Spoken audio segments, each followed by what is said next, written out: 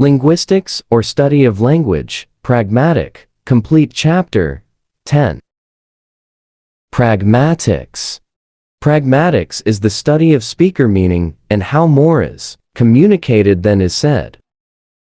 In the late 1960s, two elderly American tourists who had been touring Scotland reported that, in their travels, they had come to a Scottish town in which there was a great ruined cathedral. As they stood in the ruins, they saw a small boy and they asked him when the cathedral had been so badly damaged. He replied, "In the war." Their immediate interpretation in the 1960s was that he must be referring to the Second World War, which had ended only 20 years earlier. But then they thought that the ruins looked as if they had been in their dilapidated state for much longer than that, so they asked the boy which war he meant. He replied the war with the English, which, they eventually discovered, had formally ended in 1745. This example of the American tourists and the Scottish boy using the word war illustrates that meaning goes beyond just the words themselves, but also depends on the context and the speaker's intentions. Even if the words have the same basic meaning, the speaker's intended meaning can differ, leading to misunderstandings. The boy's use of the word referred to a specific context, likely the Jacobite risings that the tourists didn't expect, causing initial confusion. Effective communication requires understanding both the word meanings and the speaker's intended meaning in a particular context. Invisible meaning. Pragmatics helps us understand how we derive meaning from context and shared knowledge, rather than just the words said or written. The example of a parking garage sign illustrates this point, as the sign's meaning is inferred beyond the literal interpretation of the words. The sign reads "heated parking attendant," but we understand it to mean a heated parking area with an attendant to look after our car, not a place to park a heated attendant. So an effective communication relies on shared assumptions and expectations between speakers and listeners. Context. Physical context is the situation, time, or place in which words are used. We interpret the meaning of text, such as signs and advertisements, by combining the meanings of individual words, context, and prior knowledge to infer the intended message. Context plays a crucial role in interpretation of meaning, and there are two types of context: physical or location, and linguistic or co-text. Co-text refers to the surrounding words and phrases that help clarify the meaning of a word or phrase.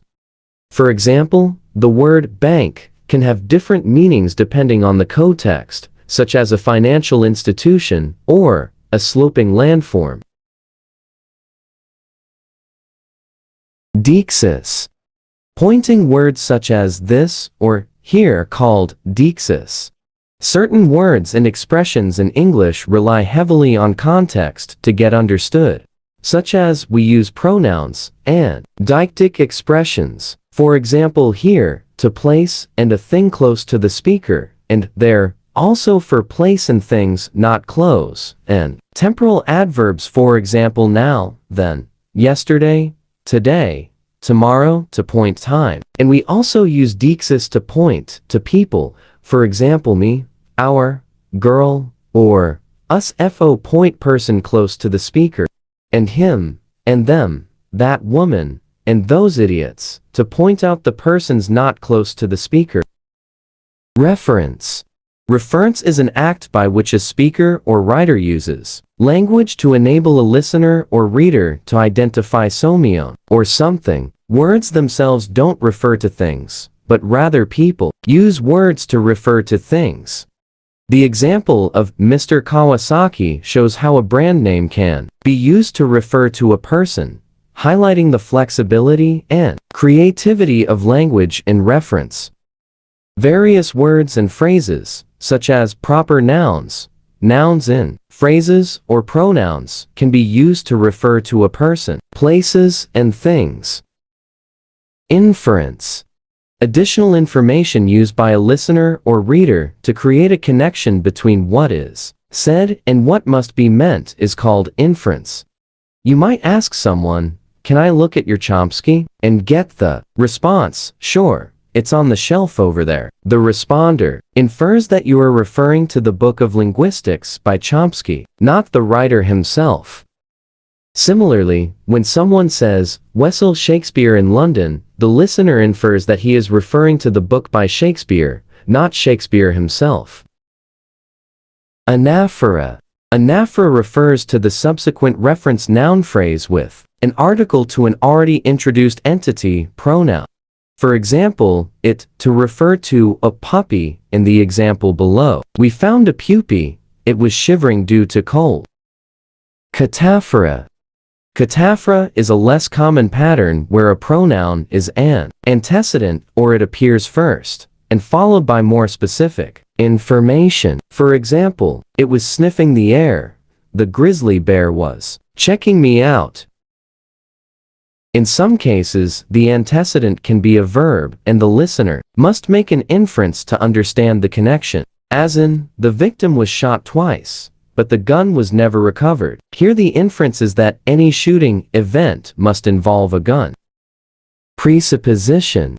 Presuppositions are the things a speaker assumes are true or known by the listener. We communicate, we make assumptions about what our listeners already know, and design our messages accordingly. These assumptions are called presuppositions. If someone tells you, "Hey, your brother is looking for you," there is an obvious presupposition that you have a brother. If you are asked the question, "When did you stop smoking?" there are at least two presuppositions involved. You used to smoke and you no longer do so. There is a test for presuppositions that involves comparing a sentence with its negative version and identifying which presuppositions remain true in both. This is called constancy under negation. Whether you say "my car is a wreck" or the negative "my car is not a wreck," there is an underlying presupposition, "I have a car," that remains true. Pragmatic markers. Pragmatic markers are short expressions such as, "you know," "I mean," or "well," that indicate the speaker's attitude to the listener or the utterance. These markers are optional and can be used to indicate shared knowledge, self-correction, clarification, hesitation, or uncertainty, as in, Charles Wright, "You know, the famous poet," and "well, I mean, he's famous in America at least." Here, "you know" can suggest shared knowledge while "I mean" can introduce a clarification. Interestingly, "I don't know" has evolved from indicating lack of knowledge to signaling hesitation or politeness when disagreeing with someone. By using these markers, speakers can convey their intentions and tone, and navigate social interactions more effectively. Politeness. Politeness is showing awareness and consideration of another person's public self-image. One's public self-image means his or her reputation in public. By using face-saving language or politeness, we can avoid hurting others' feelings and maintain social harmony. Negative and positive face. The concept of face refers to the social image or identity of an individual. People have both a negative face that they need for independence and autonomy, and a positive face that they need for connection and belonging. For example, "I'm sorry to bother you," or "No, you're busy," but face-saving acts can prioritize either negative face showing, consideration to avoid imposition, or positive face showing, solidarity and shared goals. However, cultural differences in politeness norms can lead to misunderstandings, as directness or straightforwardness is valued in some cultures while indirectness is preferred in others, considering the politeness as pretensions. Speech acts.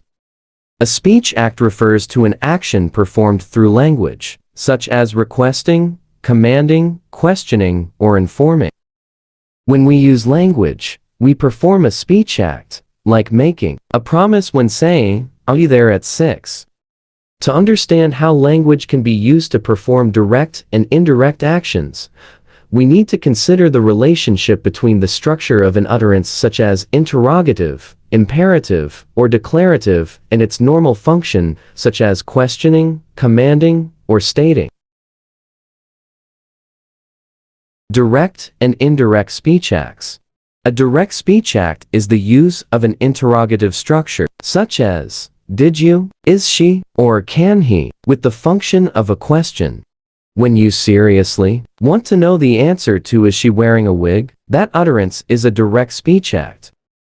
Indirect speech act is the use of interrogative structures to perform different functions. Making a request, for example, can you pass the salt? Using a declarative structures, for example, you left the door open, or a command, for example, go home.